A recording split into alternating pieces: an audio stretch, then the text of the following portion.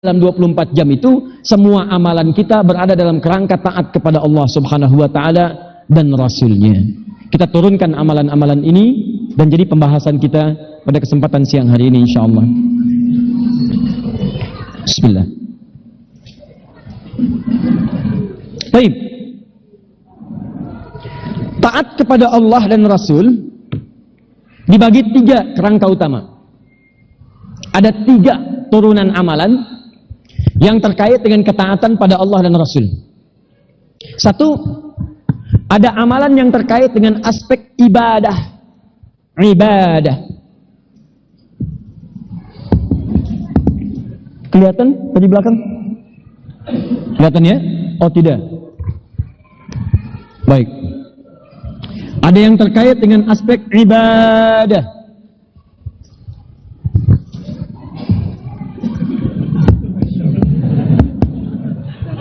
Ibadah. 2, ada yang terkait dengan aspek muamalah. Muamalah. Nanti ada ayat-ayat dalam Al-Quran ketika Anda bermuamalah dibuka dengan ati Allah wa ati Rasul, atau diakhiri dengan ati Allah wa ati Rasul. Larangan tentang riba nanti akan dibuka dengan ati Allah wa ati Rasul. Awas, hati-hati. Sifat-sifat hubungan dengan orang lain nanti kita akan turunkan. 3, 1 adalah ibadah, 2 adalah muamalah, yang ketiga akhlak. Akhlak. Akhlak ini nanti yang menjadi hiasan saat Anda beribadah juga bermuamalah. Nanti ada, awas, hati-hati, penghuni surga ini bukan ibadah biasa, bukan muamalah biasa, tapi ibadah dan muamalahnya dihiasi dengan pesona akhlak yang luar biasa. Kita akan lihat dan Anda akan temukan orang-orang ini berjalan-jalan di muka bumi. Ya, 1 kita turunkan. Ya Allah, saya pengen masuk surga yang pertama. Bertemu dengan orang-orang terbaik, ada 4 golongan. Para nabi, orang-orang jujur yang terbaik, para syuhada, orang-orang soleh. Bagaimana amalannya? Kata Allah, taati Allah dan Rasul. Taati dengan kontinu dan lakukan dengan cepat, jangan ditunda-tunda. Bagaimana detail amalannya ya Allah? Maka diturunkan kemudian secara 3 bagian utama. 1 ibadah, kerjakan ibadah dalam rangka taat kepada Allah dan Rasul. Kerjakan kemudian dalam muamalah. Yang ketiga, hiasi itu semua dengan hiasan akhlak yang mulia. Ibadah, semua aktivitas, agak cepat, yang terkait dengan aspek penyembahan kita kepada Allah Subhanahu wa taala. Semua aktivitas yang terkait dengan aspek penyembahan kita kepada Allah Subhanahu wa taala.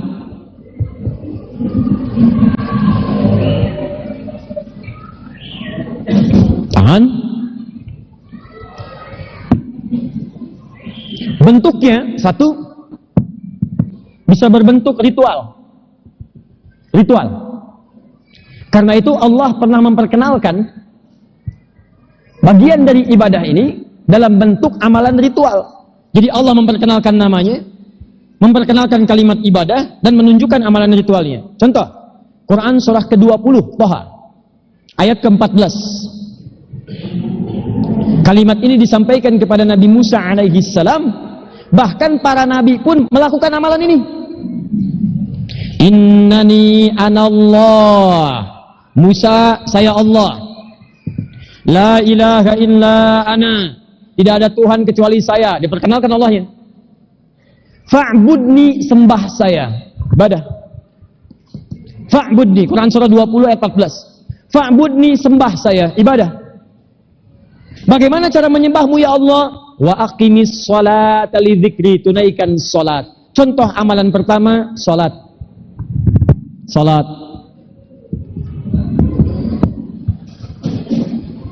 Lihat tuh, Nabi Musa aja salat. Musa kan nabi, beliau kan rasul, dekat dengan Allah, sangat disayang Allah, masih diperintahkan oleh Allah salat. Salat.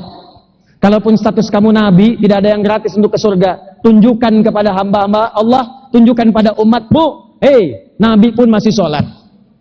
Nabi Isa salat. Quran surah 19 ayat 31 sampai 33. Nabi Ismail sholat, bahkan minta keluarganya sholat. Quran surah 19 ayat 55. Wa kana ya'muru ahlahu bis shalah. Nabi Ismail alaihissalam meminta keluarganya semua salat. Baik. Nabi Zakaria salat. Quran surah ketiga ayat 38 sampai 39. Hunalika da'a Zakaria rabbah qala rabbi habli min ladunka dzurriyyatan thayyibah innaka sami'ud du'a fanadatul malaikatu wa huwa qa'imun yusalli fil mihrab. Salat. Nabi Muhammad SAW apalagi salat. Bahkan orang yang paling khusyuk, paling soleh, paling kuat dalam salatnya. Bahkan disebutkan dalam satu riwayat hadis ya Al-Bukhari nomor hadis 2008 sampai 2010 an Ummul Mukminin, ya, dari Ummul Mukminin Sayyidah Aisyah radhiyallahu taala anha, adalah Rasulullah SAW menunaikan salat sampai kakinya bengkak-bengkak. Salat. Nabi Rasul dekat dengan Allah, disayang Allah, gelarnya Habib Allah, surganya terjamin, turun ayat surga sebelum wafatnya, inna a'tainakal kautsar. Muhammad, saya pastikan kami telah jamin surgamu dengan segala kenikmatannya. Kami jaga kamu dari maksiat, engkau maksum, engkau madbun bil jannah. Tapi semua itu tidak menghentikan Nabi untuk sholat. Ditanya oleh Sayyidah Aisyah, limadha hakadha? Bima makna ya Rasulullah lima hakadha? Alam takun madbunan, alam takun maksuban? Kenapa mesti seperti ini? Bukankah engkau dijamin surga dan dijaga dari maksiat? Kata Nabi, afala akunu abdan syakwara? Apa aku enggak boleh menjadi hamba yang bersyukur dengan semua nikmat itu? Nabi, Rasul, keluarga Nabi, keluarga Rasul yang dekat dengan Allah semua salat. Antum Nabi bukan, Rasul bukan, keluarga Nabi juga bukan, keluarga Rasul juga bukan. Belum ada jaminan surga, hisab menegangkan, amalan berantakan. Cita-citanya pengen ke surga tingkat paling tinggi, tapi nggak mau sholat. Gimana cara memahaminya? Sama dengan orang pengen ikut wisuda, tapi nggak pernah pengen kuliah. Kan repot. Mustahil kita bisa mendapatkan itu semua. Jadi kalau Anda ingin mendapatkan ini semua, amalan pertamanya, buktikan bahwa kita bisa menyembah Allah, ya, ruang untuk menyembahnya disebut dengan sholat. Jadi saat saya, Anda, kita diminta sholat, sebetulnya yang butuh bukan kita. Maaf, yang butuh bukan Allah, yang butuh kita. Itu tawaran dari Allah supaya cepat mengantarkan kita ke surga. Anda kan pengen, tadi saya katakan, siapa yang pengen ke surga ini? Saya. Bagaimana caranya? Kata Allah, nih sholat. Anda yang pengen dikasih amalannya, nih cepat supaya cepat ke surga. Sholat, sholat, sholat, sholat. Makanya ketika Anda ditanya, ya maaf, adzan dikumandangkan, hayya 'alas shalah. Yuk sholat. Anda tanya, kenapa sih sholat? Hayya 'alal falah. Dengan sholat itu mari mendapatkan falah. Apa itu falah? Kebahagiaan yang sejati. Kalau sudah Anda genggam kebahagiaan itu, maka dia disebut menjadi aflah, berubah nama jadi aflah. Kalau sudah dapat aflah, surga jaminannya. Turun Quran surah ke-23. Lihat ayat 1 sampai dengan ayat ke-11-nya. Qad aflahal mu'minun. Pasti orang-orang beriman itu menggenggam kesuksesan kebahagiaan yang sejati. Apa puncaknya? Ulaika humul warithun alladzina yarithunal firdausa hum fiha khalidun. Mereka itu mendapatkan kebahagiaan sejati dengan memasuki surga Firdaus dengan segala kenikmatannya. Apa amalan pertamanya? Baca ayat keduanya, alladzina hum fi shalatim khashi'un. Salat. Jadi ketika kita diminta salat, sebetulnya bukan sekadar ibadah, itu wasilah untuk mengantarkan kita ke surga. Jadi kalau ada orang pengen ke surga nggak mau sholat, dia orang yang berkhayal. Dan khayalan itu datangnya dari setan. Quran surah keempat ayat 116 sampai 119. Setan sudah berjanji ketika dia mengatakan mengajak pada kemusyrikan, dilaknat oleh Allah. Dia katakan waqala la attakhidanna min ibadika nasiban mafruḍa wala udhillannahum wala umanniyannahum. Saya akan sesatkan anak-anak Adam, cucu Adam, hamba-hamba Allah, wala umanniyannahum, saya akan buat dia menghayal berangan-angan. Jadi kalau ada orang pengen ke surga nggak mau sholat, dia berkhayal, dengan kata lain sedang dikuasai oleh setan. Paham? Siapa yang mau ke surga sekali lagi? Nah, ahli surga itu senang dengan suara adzan. Ahli surga senang lihat orang sholat. Dan ahli surga akan mempersiapkan bagaimana cara dia mempercepat dalam diri untuk menunaikan sholat. Sekarang, sholat yang bagaimana yang bisa mengantarkan ke surga yang pertama ini? Karena surga lain pun diraih juga dengan sholat. Dan amal pertama yang dihisab di hari kiamat nanti adalah sholat. Inna awwala ma yuhasabu bihil abdu yaumal qiyamati as-sholah. Amal pertama yang akan dihisab oleh Allah di hari kiamat, sholatnya. Dia yang mau masuk surga VIP, VVIP sebelumnya, kelas bisnis, yang biasa, tetap sholat yang menentukan. Tapi sholat seperti apa yang mengantarkan kita pada surga? Tingkatan yang pertama itu. Ini yang kita turunkan. Bukan sholat biasa. Dan bukan surga biasa. Nanti silahkan praktekkan ya. Satu saat Anda akan merasakan. Silahkan coba. Pasti beda rasanya dan akan terasa bedanya ketika Anda rasakan itu semua. Yuk kita mulai.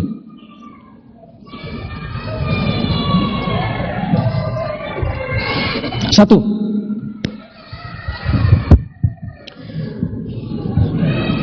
Ada 3 hal yang menjadikan ciri penghuni surga spesial ketika dia menunaikan salat ini.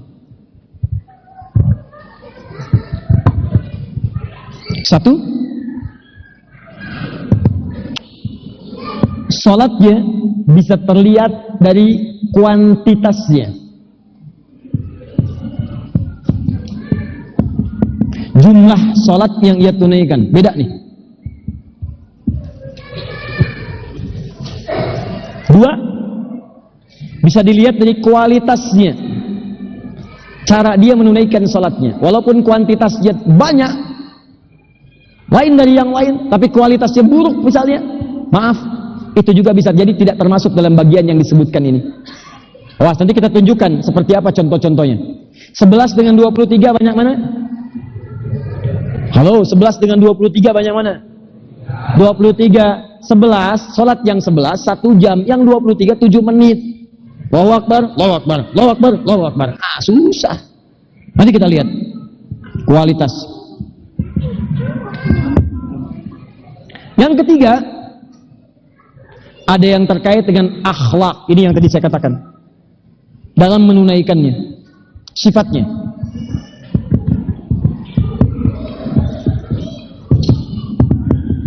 Kita jangan bicara yang tinggi-tinggi dulu ya. Amalan pertama dulu nih. Jangan-jangan setiap hari kita kerjakan, tapi itu semua tidak mencerminkan sifat-sifat penghuni surga seperti yang disebutkan. Kita belum bicara yang lain ya. Kita baru ini dulu, belum ke muamalah. Baik, kita bicara kuantitas dulu. Buka Quran surah ke-2 Al-Baqarah ayat ke-3 dulu.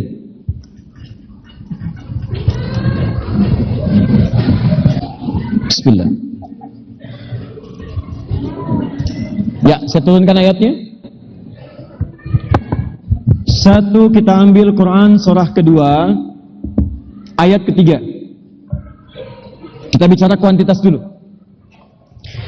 Alladzina yu'minuna bil ghaibi wa yuqimunas shalah. Ada di situ? Baik, wa mimma razaqnahum yunfiqun. As-shalah, tulisannya begini ya. Hamzah wasal, lam, shad, lam, waw, ta marbutah. Ini sering saya sampaikan ini.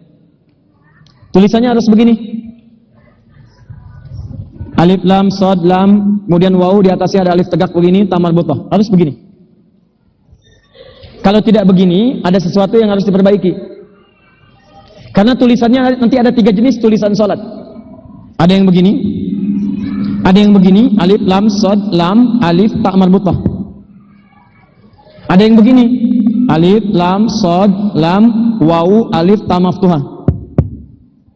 Seperti Al-Baqarah 238, paling kanan sebelah atas. Ya, Quran surah 2 ayat 238, tulisannya harus begini. Paling bawah. Tapi yang pertama ini tulisannya seperti ini, yang saya kotaki. Alif, lam, shad, lam, waw, fathah tegak, kemudian ta marbutah. Apa bedanya ketiga tulisan ini? Kalau yang tengah ini menunjukkan satu jenis sholat, sekali aja. Satu sholat. Jadi kalau 5 waktu, cuma 1 waktu aja. Subuh aja. Zuhur saja. Kalau kemudian, maaf, yang ketiga ini, alif, lam, shad, lam, waw, alif, ta maftuhah. Ini menunjukkan sholat 5 waktu. Bentuknya jamak tapi terbatas. Disebut dengan jam'ul mahdud. Jamak banyak yang terbatas. Jamak itu lebih daripada 2, 3, 4, 5 dan seterusnya. Tapi dibatasi, nggak boleh kurang dari ini, jangan lebih daripada itu. Sholat yang bentuknya jamak dan dibatasi cuma sholat fardu. Waktunya 5, 17 rakaat. Silakan cek jamak itu 5 waktu itu 5 jamak atau tunggal. Jamak, tapi dibatasi, jangan lebih daripada 5, jangan kurang daripada 5. Jadi kalau ada orang yang sholat fardu di bawah 5 waktu, berarti orang itu kurang. Kalau ada orang sholat fardu lebih daripada 5 waktu, atau misalnya harusnya 17 rakaat, dia 18 rakaat. Sholat subuhnya 3 rakaat misalnya. Nah ini terlampau soleh dia, salah. Tapi kalau bicara yang ini, artinya jam'un ghairu mahdud, bentuk jamak yang tanpa batas, melewati batas-batas yang fardu. Selain dia mengerjakan sholat fardu yang 5 waktu, dia pun mengerjakan sholat-sholat di luar sholat fardu. Itu yang disebut dengan nafilah, yang hukumnya sunnah itu. Kembalikan kepada ayat yang di awal. Wa may yuti'illaha wa rasul, dia menaati Allah dengan mencontoh cara Rasul mengerjakannya. Saya tanya pada Anda, Rasul itu selama hidupnya sholat fardu aja atau ditambah dengan sholat sunnah? Silahkan cek. Rawatibnya dikerjakan, tahajudnya dikerjakan, sholat duhanya dikerjakan, syuruknya dikerjakan. Ini Rasul tahajud. Antum bukan Rasul, nggak mau tahajud, terus pengen ke surga nomor 1. Nabi sholat duha, ente nggak sholat duha, pengen surga nomor 1. Nah ini yang repot dipahaminya. Maka dari itu, cara kemudian kalau ingin jadi penghuni surga yang pertama ini, wa ati'ullah wa ati'ur rasul. Lihat bagaimana Rasul mencontohkan dalam kuantitas dulu. Kuantitas, jangan cukupkan pada sholat fardu. Karena kalau cita-cita pengen yang paling tinggi yang dikerjakan cuma yang fardu, jangankan antum, yang lain juga sama mengerjakan itu. Mesti ada yang beda. Lain.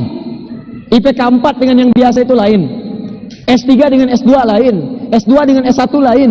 S1 dengan S4 kerupuk 2 beda. Lihat sini. Jadi caranya adalah keluarkanlah semua jenis sholat-sholat yang pernah dituntunkan oleh Rasulullah Sallallahu Alaihi Wasallam sebagai petunjuk dari Allah Subhanahu Wa Taala. Yang fardu jelas. Quran surah ke-17 ayat 78. Waktunya jelas. Quran surah ke-4 ayat 103. Penunaiannya jelas. Quran surah kedua ayat 238. Ini standar nih. Standar. Jadi dari segi kuantitas salat fardu 5 waktu. Aqimis salata liduluki syamsi ila ghasaqil laili wa Qur'an al-fajr. Inna Qur'an al-fajr kana mashhuda. 5 waktu. Zuhur, asar, maghrib, isya, subuh. Waktunya jelas. Inna salata kanat 'alal mu'minina kitaban mawquta. Ditetapkan subuh kapan, zuhur kapan, asar kapan, maghrib kapan, isya kapan. 5. Nah, kalau pengen masuk ke surga yang ini, turunkan lagi amalan-amalan Rasul. Kuantitasnya beda dengan yang fardu saja, tambahkan dengan salat-salat yang berhukum sunnah itu. Apa sajakah salat-salat sunnah itu? Itu yang kita keluarkan ke bumi. Kita amalkan itu. Ada salat yang siang, ada salat yang malam. Apa saja? Yuk kita turunkan. 1. Malam dulu. Malam ada salat apa saja? 1 apa? Ayo kelas VIP. Kalau tidak tahu nama salatnya, bagaimana memasukinya? Ini tiketnya nih. 1 apa? Witir, Masya Allah. Bangun langsung witir, gitu kan? VIP, witir. Udah qiyamul lail dulu lah, qiyamul lail. Ini nama umumnya. Nama umum qiyamul lail. Tapi ada yang mengkhususkan qiyamul lail itu menunjuk pada nama sholat yang dikerjakan setelah menunaikan sholat isya, tapi tidak diawali dengan tidur terlebih dahulu. Ada yang menyebut sebuah sholat malam qiyamul lail, ada. Tapi ada yang membedakan secara spesifik. Kalau disebut qiyamul lail, itu artinya sholat yang ditunaikan pada malam hari setelah sholat isya dan sunnahnya, tanpa didahului dengan tidur terlebih dahulu. Langsung pulang dari kantor malam-malam, belum pengen tidur misalnya kan, atau datang sudah merasa ngantuk, khawatir malam bangun kebablasan menjelang kepada subuh, antum sholat dulu 2 rakaat, 4 rakaat, 6 rakaat, itu disebut dengan qiyamul lail. Paham? 2. Yang ini dalilnya bisa di Quran surah ke-73 ayat 1 sampai 6. Misalnya contoh ambil ayat ke-6-nya. Inna nasyi'atal laili hiya ashaddu wat'an wa aqwamu qila Bangkit di malam hari ini adalah salat yang sangat luar biasa karena sentuhannya kepada jiwa semakin dalam dan kata-katanya akan lebih melahirkan kehusyuan. Kalimat-kalimatnya. 2, tahajud. Dari kata hajada, aktivitas yang dikerjakan setelah tidur terlebih dahulu. Dikala antum berbaring, kemudian bangkit dari situ beraktivitas. Itu hajada namanya. Hajada. Kalau dilakukan dengan sungguh-sungguh serius, tambahkan tak di depannya. Kalau tidak mudah mengerjakannya, isyaratkan dengan tasydid pada huruf sebelum akhirnya. Maka muncul kemudian istilah tahajud. Asalnya hajada begini. Ha, jim, dal. Aktivitas yang ditunaikan setelah tidur terlebih dahulu. Kalau antum serius pengen mengerjakannya, direncanakan betul. Pengen saya kerjakan. Sekarang subuh 4.15 misalnya. Saya pengen sholat, bangun jam 3, sholat. Jam 3, sholat. Harus bangun. Tambahkan tak di depannya. Tak. Menunjuk pada usaha yang sungguh-sungguh. Kalau ini tidak mudah untuk dikerjakan, sulit. Tidak mudah. Dalam bahasa Arab disebut dengan syiddah. Tandanya dalam harokat disebut dengan tasydid. Tasydid dari kata syiddah. Sesuatu yang tidak mudah dikerjakan, butuh motivasi 2 kali lipat. Karena itu setiap huruf yang ada tasydidnya di atasnya dibaca dengan double. Karena asalnya 2 huruf. Awal, hassana. Secara ilmu bahasa, sesuatu yang dibuka dengan tasydid dari kata syiddah menunjukkan tidak mudah, butuh motivasi 2 kali lipat. Maka tambahkan sebelum huruf akhirnya harokat tasydid syiddah begini. Tahajjud. Ini menunjukkan sholat yang ditunaikan ini, sekalipun banyak orang mau mengerjakannya, tapi tidak mudah untuk melakukannya. Silakan cek. Bangun jam 3, pengen sholat jam 3, bangun jam 2. Apakah jam 2 langsung bangun? Tidak. Begitu bangun, baru jam 2. Kadang antum diam dulu begini. Geduk dulu kan? Begitu lihat jam lagi, 3:04. Sudah 3:04. Jangankan yang seperti ini, kadang-kadang ada orang baru mau bangun aja udah susah. Dia sampai setel alarm, Pak. Setel alarm tuh. Mau bangun jam 3 aja, alarmnya 3 kali, Pak. Betul. Jam 2, jam 2:04, jam 2:45 dia setel tuh. Alarm pertama untuk mematikan alarm kedua. Alarm kedua matikan alarm ketiga. Alarm ketiga masih nut-nutan. Nunggu. Ini tidak mudah. Ini redaksi Al-Quran itu diksinya, Pak, luar biasa tajam. Tajam, Bu. Ini kalau bukan firman Allah, mustahil nih kalimatnya begini. Silakan Anda buka turunan kitab-kitab bahasa Arab, temukan. Setelah itu baca Quran, Anda akan menemukan makna yang berbeda dari bacaan-bacaan biasanya. Saya belajar ilmu nahu, belajar sorof, belajar balaghah, belajar ilmu arud. Begitu semua ilmu itu dipakai untuk membaca Al-Quran, oh ketemu. Kenapa disebut tahajud? Kenapa yang ini qiyamul lail? Kenapa yang ini witir dan sebagainya? Ada makna-makna tersembunyi di dalamnya, tapi jadi rahasia yang terbesar untuk kita amalkan dalam kehidupan. Itu jadi tanda. Kalau kamu pengen begini, nanti nggak mudah ya. Persiapannya seperti ini. Itu rangkaiannya. Yang ketiga witir. Mas, nomor 3 witir. Ya. 1 apa? Qiyamul lail. 2 apa? Tahajud. 3 apa? Nah, ketiganya ini ada juga yang menyebut dengan bahasa umum aja, namanya qiyamul lail. 3-3-nya ini. Ada yang menspesifikasikan kalau qiyamul lail untuk membedakan dengan tahajud ditunaikan sebelum tidur. Kalau yang ini setelah tidur. Tapi ada yang menyebut dengan qiyamul lail saja. Karena qiyam itu bangun, lail itu malam. Setiap salat yang dikerjakan di malam hari bangun itu disebut dengan qiyamul lail. Ada yang mengatakan demikian, enggak ada masalah. Silahkan, tidak ada masalah. Yang penting sama-sama mengerjakan. Karena setiap turunan kata lail itu menunjukkan kata malam. Lail, laila, layali, leli, lili, lala. Itu artinya malam dalam bahasa Arab. Ibu leli, ibu malam-malam. Tuh. Ini. Tapi kalau pakai tak, lailah misalnya pakai tak. Nih. Lailatun, lailah pakai tak. Ini bukan sekedar malam. Ya, ada yang istimewa di malam itu. Ada yang beda. Makanya kalau Anda menemukan kalimat di Quran pakai tak, bukan sekedar lail, pakai tak. Cepat. Buru malam itu, karena ada keistimewaan di malam itu beda dengan malam-malam yang lainnya. Ketika Allah menurunkan Al-Quran disebut dengan lailah, lailah mubarakah pakai tak, karena di malam itu ada yang istimewa.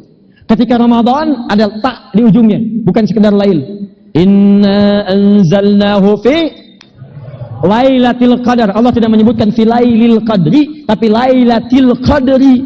seakan-akan ingin menunjukkan bahwa di malam itu ada yang istimewa beda dengan malam-malam yang lainnya. Paham?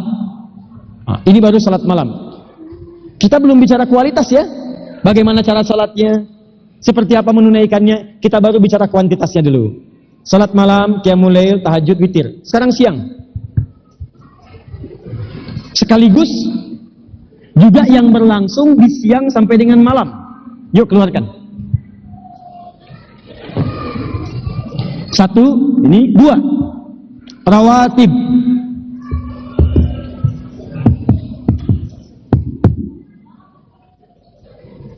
Apa itu salat rawatib?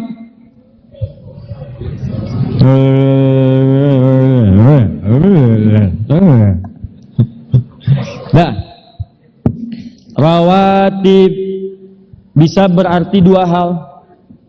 Bisa berarti mula-mula dari kata ratib. Ratibun, jamannya rawatib. Ini punya dua arti. Bisa berarti sesuatu yang tersusun rapi. Kalau semakin dirapikan, rapi, maka berubah nama dari ratib jadi tartib. Tartib diserap ke dalam bahasa Indonesia, tertib. Tertib itu bahasa Arab. Kenapa sholat ini disebut dengan sholat ratib?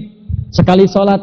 Kalau banyak sholatnya dijamakkan jadi rawatib. Karena sholat ini bukan cuma sekedar sekali, tapi ada beberapa sholat yang tersusun rapi, terletak setelah sholat fardu atau sebelumnya. Rapi, sebelum sholat fardu ada sholat ini. Ada yang setelah sholat fardu ada sholat ini. Karena letaknya tersusun rapi setelah atau sebelum sholat fardu, maka dinamakan dengan rawatib. Paham? 2. Makna ratib secara bahasa juga berarti tambahan dari yang pokok. Bonus. Tambahan dari yang pokok.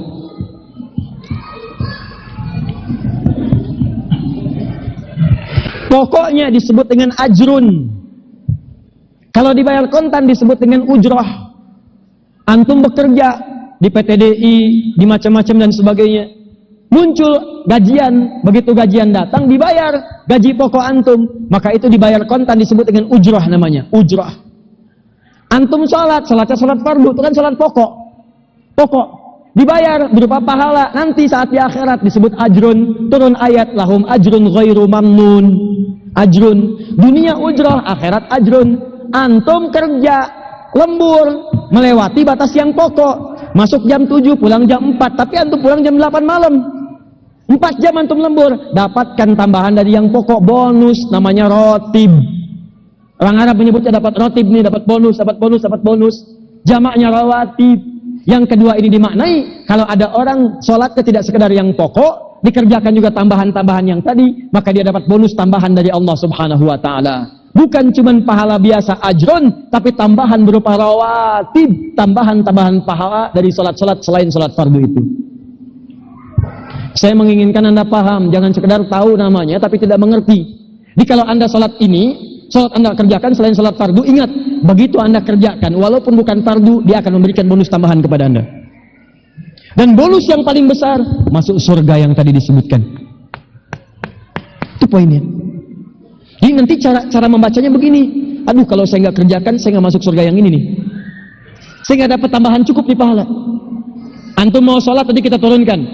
Saya turunkan cepat lah. At-Tirmidzi nomor hadis 586. Man shalla isnatai asyrata raka'atan. Siapa yang menunaikan sholat 12 rakaat, jumlahnya 12 rakaat. 12. Fi yaumin wa lailatin, tuh lailah. Yang mengiringi sholat di siangnya atau malamnya, berarti istimewa nih. Istimewa. Jadi kalau Anda tidak mengerjakan sholat ini, Anda kehilangan keistimewaan di malam itu. 1. Arba'an qabla dhuhri, 4 rakaat sebelum zuhur. 4 sebelum zuhur. Raka'ataini ba'daha, 2 rakaat setelah zuhur. Raka'ataini ba'dal maghrib, 2 rakaat setelah maghrib. Raka'ataini ba'dal isya, 2 rakaat setelah isya. Masya Allah. 4 tambah 2, 6 tambah 2, 8 tambah 2, 10. Raka'ataini qablal fajri, dan 2 rakaat sebelum subuh. Tambah 2, 12. Tuh. Bunya lahu bihinna baitun fil jannah. Maka orang yang konsisten mengerjakan ini semuanya sampai dengan dia wafat, tidak pernah menunda-nundanya, maka Allah akan membangunkan satu rumah baginya di surga. Satu rumah. Kalau dia masuk ke surga yang ini yang spesial, maka dia dibangunkan oleh Allah tambahan satu rumah bonus. Bahannya ini. Masya Allah. Siapa yang sudah punya rumah di surga? Boleh angkat tangan? Nah, kalau merasa belum punya, kenapa nggak dibangun dari sekarang? Kan bahannya udah dikasih nih. Jadi kalau antum tiba-tiba datang waktu-waktu sholat ini zuhur sudah nih, nanti maghrib. Begitu maghrib misalnya, setelah maghrib ada peluang. Begitu anda bisa terburu-buru, padahal terburu-buru ini sifatnya sebetulnya bisa mengerjakan ini. Saat anda terfikir untuk meninggalkannya, coba ingat-ingat, bagaimana kalau saya tinggalkan, saya tidak bisa masuk surga yang saya dambakan itu. Cara berpikirnya begitu. Bagaimana kalau saya tinggalkan, saya tidak mendapatkan rumah di surga yang sudah disiapkan itu. Cara berpikirnya, kalau ketinggalan satu di antara yang sunnah ini, bayangkan anda tidak meraih anugerah yang demikian dahsyat itu. Saya kadang-kadang suka aneh, Pak, Bu. Orang ketinggalan 100.000, diambilnya luar biasa. Ketinggalan surganya, nggak ada yang ngambil. Saya tanya pada anda nih, anda bawa handphone ke masjid, jangan yang bagus-bagus lah, Nokia 3315. Ya, maaf. Ketinggalan di sini di masjid. Pulang anda, begitu di jalan ingat handphone anda tertinggal, balik lagi nggak? Balik lagi. Sekarang harganya paling cuma 100.000, itu pun kalau ada yang mau beli. Balik lagi. Anda ketinggalan surga, santai aja. Kenapa nggak diambil lagi? Kenapa nggak dikejar? Orang ketinggalan handphone yang nilainya barangkali nggak tinggi, balik. Ketinggalan surganya nggak diambil. Tapi hebatnya kalau ditanya, pengen kemana di akhirat? Surga. Kan nggak adil. Nih contoh lagi nih, 2 rakaat sebelum subuh. Bonus tambahannya lagi lebih, dapat lebih daripada dunia dan seisinya. Lebih daripada dunia dan seisinya. Rakaatul fajri khairum minad dunya wa ma fiha. 2 rakaat fajar sebelum subuh itu lebih baik daripada dunia dan seisinya. Bikin pengumuman ya di sini. Ini saya tegaskan nih.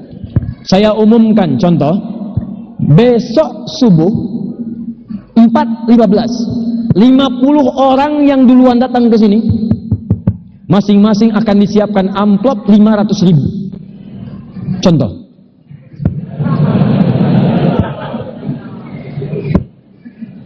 Berapa? 500.000 untuk 50 orang saja yang duluan di sini.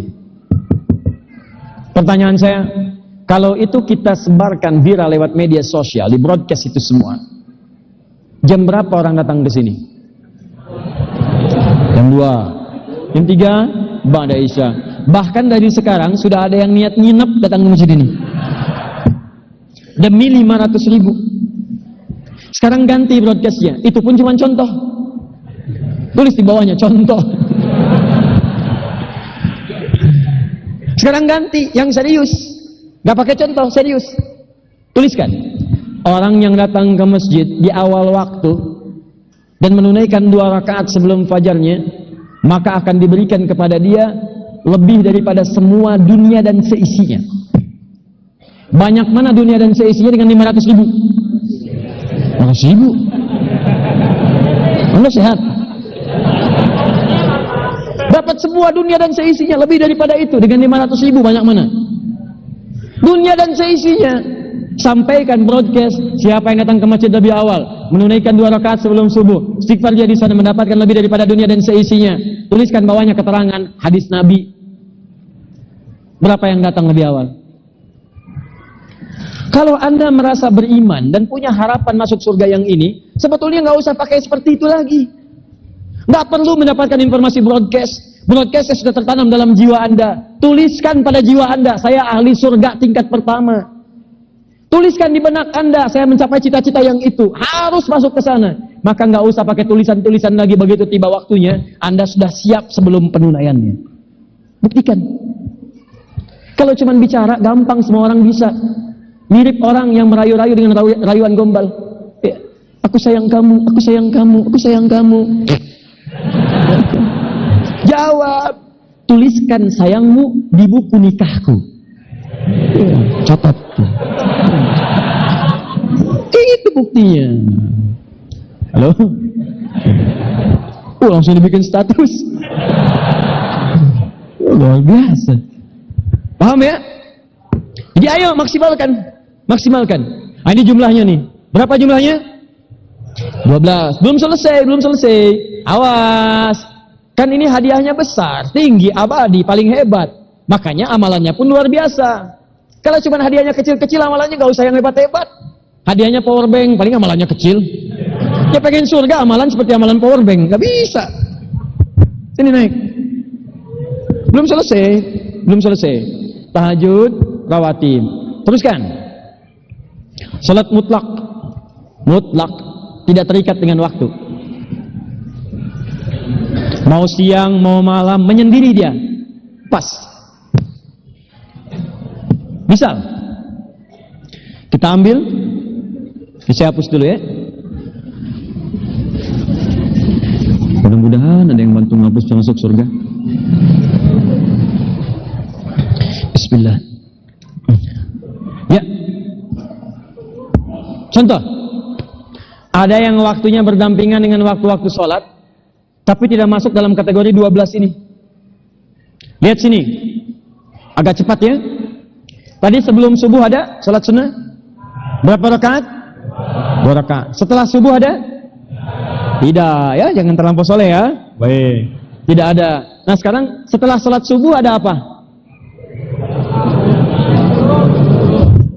Setelah sholat subuh selesai, muncul sholat fardu yang kedua. Namanya sholat apa? Zuhur. Antara subuh ke zuhur ada sholat lain tidak? Nah, sholat ini tidak disebut dengan rawatib, tapi sholat-sholat yang menyendiri, tidak ada kaitan langsung dengan sholat-sholat yang lainnya. Semua sholat yang sifatnya menyendiri, punya keistimewaan sendiri, mengantarkan pahala-pahala tambahan, walaupun tidak ada kaitan dengan sholat-sholat yang tadi disebut dengan mutlak namanya. Paham? Pengertian pertamanya. Maka ada sholat apa saja? Misal, 1 syuruk, 2 duha. Sebetulnya salat syuruk itu salat duha juga, cuman dikerjakan di awal waktu. Antara subuh ke zuhur itu ada satu salat namanya duha. Duha itu dibagi 2, dibagi 3. Awal duha, pertengahan duha, akhir duha. Awal duha disebut dengan syuruk. Apa itu syuruk? Nih contohnya, matahari. Matahari kalau sudah berada di posisi tempat terbitnya, maka tempat terbitnya disebut dengan masyrik namanya, masyrik. Tempat terbenamnya disebut dengan maghrib. Quran surah kedua ayat 115. Walillahil masyriq wal maghrib. Masyriq. Kalau lewat dari sini, lewat dari pas tempat terbit, lewat dikit, bayangan 1 tombak, maka pergerakannya ini lewat dari sini disebut dengan isyraq namanya, pergerakannya. Isyraq. Kalau sudah bayangannya sampai 1 tombak, maka mencapai di posisi tertentu, bayangan 1 tombak disebut dengan syuruk namanya. Syuruk ini adalah awal duha. Sampai di awal duha itu batasnya syuruk. Jadi kalau ada sholat syuruk berarti sedang sholat di awal duha. Kalau dia sholat di awal duha itu dia sedang sholat syuruk. Nggak ada syuruk, adanya duha. Betul. Nggak ada duha, namanya syuruk. Benar. Syuruk benar, duha benar. Yang salah? Belum tentu, itu kan sholat sunnah. Jangan nyalahin juga. Tuh. Belum tentu salah. Apakah Anda akan menyalahkan orang yang tidak sholat sunnah? Tidak. Boleh jadi dia punya kepentingan, cuman rugi tidak mendapatkan itu bagian dari pahala yang semestinya bisa diraih. Jelas?